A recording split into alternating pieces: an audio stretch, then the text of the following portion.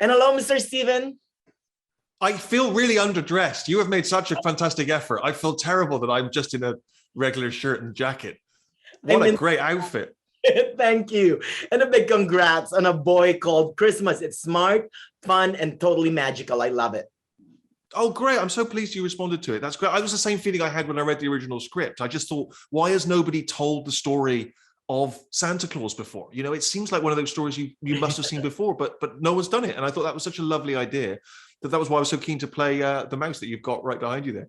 Yeah, right. It's about time, right? I mean, so Yeah. what is the writer and director of The Office, the original British series, The Office, doing in a Christmas movie, voicing a mouse named Mika? Well, I always do projects that seem entertaining to me, particularly when I'm just hired as an actor. You know, I don't have any of the responsibilities of directing or writing, like you say, when I did The Office.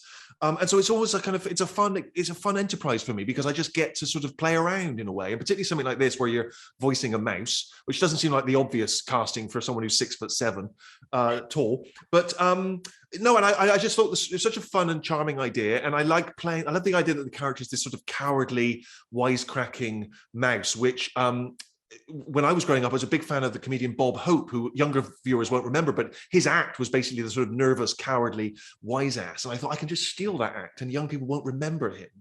And so that's kind of what I do. Oh God, I hope the Bob Hope estate don't try and sue me now. I've told you that. But so that was the fun thing, because I love playing that kind of character. But you didn't go all methody on us, right?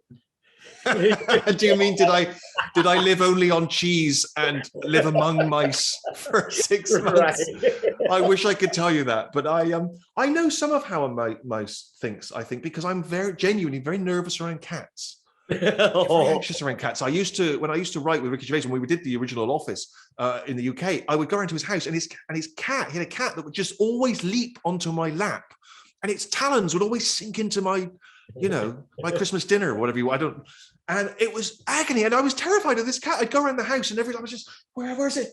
And it would like leap out wherever I sat, it would find me. And so I've always been jumpy around cats ever since then. Oh, no. So if Nicholas is looking for hope, you are looking for cheese, the true meaning of cheese. Talk to us about the dynamics between Nicholas and Mika. Well, I just, like any kind of good sort of adventure film like that, I feel like the hero always sort of has to have a sidekick or a best friend.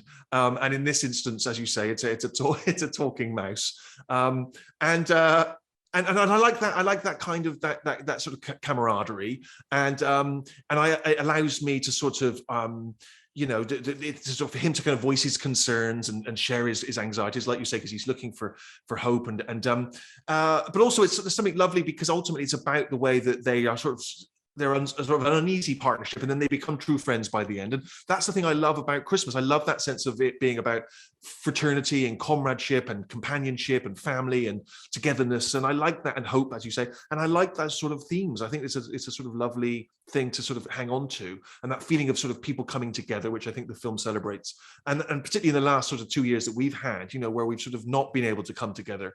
I think that's sort of one of the lovely sort of messages of the film. That's right. You know what? This film tells the importance of the holiday season. And you mentioned the whole dark and light, and I love that about the film.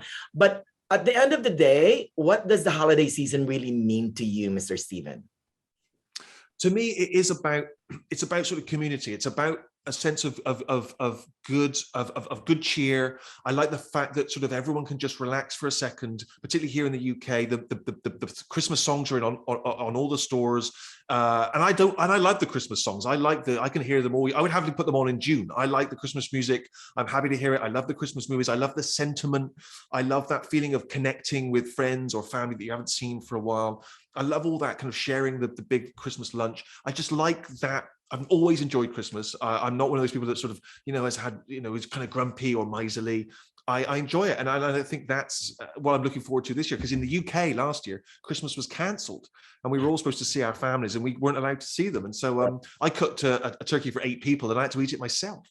Oh, well, I'm still working my way through it. A big congrats on A Boy Called Christmas. Again, Mr. Steven, it's the Christmas movie we all need, and that's the truth. I'm a truth pixie. Oh, well, that's lovely. Thank you so much. Thank you. Happy holidays. Bye. Happy holidays. Bye.